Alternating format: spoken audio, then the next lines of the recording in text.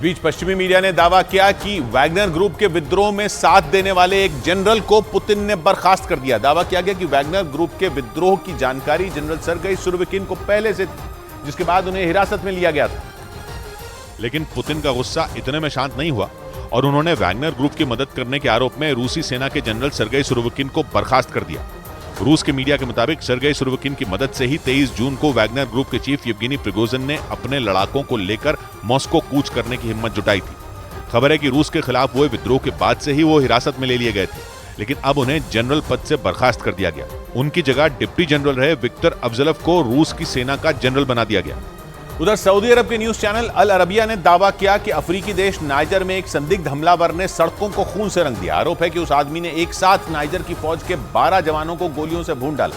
वहां कुछ दिन पहले ही सेना ने सत्ता की बागडोर अपने हाथ में ली और तब से वहां जारी खून खराबे ने रुकने का नाम ही नहीं लिया। सऊदी अरब के न्यूज चैनल अल अरबिया के मुताबिक वहां एक हमलावर ने नाइजर की फौज के 12 जवानों पर गोलियां बरसा दी। इससे पहले 15 अगस्त को भी वहां करीब 17 जवानों की मौत हुई थी, क्योंकि वहां हुए तख्ता पलट के बाद से नाइजर में भड़की हिंसा थम ही नहीं रही और इस हिंसा की आग में सैकड़ों लोग जल गए।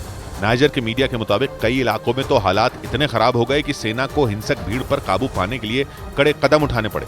इधर हांगकांग के अखबार साउथ चाइना मॉर्निंग पोस्ट ने दावा किया कि चीन अब अफ्रीका में दोस्त रूस को ही पकड़ने पछाड़ने में जुट गया है। अभी तक अफ्रीकी देश हथियार खरीदने के लिए रूस के पास जाते थे, लेकिन बताया गया कि चीन सरकार के स्वामित्व में हथियार बनाने वाली एक कंपनी ने अफ्रीकी देश सेनेगल में अपना एक ऑफिस खोल दिया। यूक्रेन जंग के बीच चीन ने रूस से अपने रिश्ते मजबूत करने की हर कोशिश की और उसने ये दिखाया कि वो ही रूस का सबसे बड़ा हितैषी है। लेकिन अब जब चीन का असली चेहरा सामने आया तो रूस के भी होश उड़ गए। साउथ चाइना मॉर्निंग पोस्ट के मुताबिक चीन ने अफ्रीकी देशों में अपने हथियारों को बेचने का प्लान तैयार कर लिया। खबर के मुताबिक इसी कड़ी में उसने सेनेगल में अपने पैर पसारने शुरू किए और हथियार बनाने वाली उस कंपनी का दफ्तर वहां खोल लिया। हाल ही में अफ्रीकी देश नाइजर में तख्ता पलट हुआ, जबकि बीते कुछ सालों में माली और गिनी जैसे देशों में भी तख्ता पलट हुआ है। ऐसे में इन देशों की सरकारों को हथियारों की जरूरत है। दावा किया गया कि इसीलिए चीन अफ्रीकी देशों में अपनी हथियार बनाने वाली कंपनियों के दफ्तर खोलने में जुट गया, ताकि ज्यादा से ज्यादा हथियारों की सप्लाई की जा सके। उधर उत्तर अमेरिकी देश मेक्सिको में एक भीषण सड़क हादसा हो गया, जिसमें 16 लोगों की मौत हो गई, जबकि 36 लोग घायल हो गए। वहां एक बस और एक ट्रेलर के आपस में टकराने की वजह से यह हादसा हुआ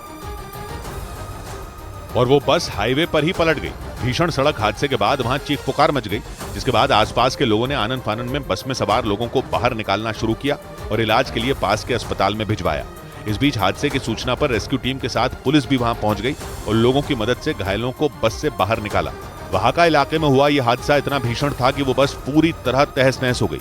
यही नहीं, बस से टकराने की वजह से ट्रेलर का सामने वाला हिस्सा भी पूरी तरह बर्बाद हो गया।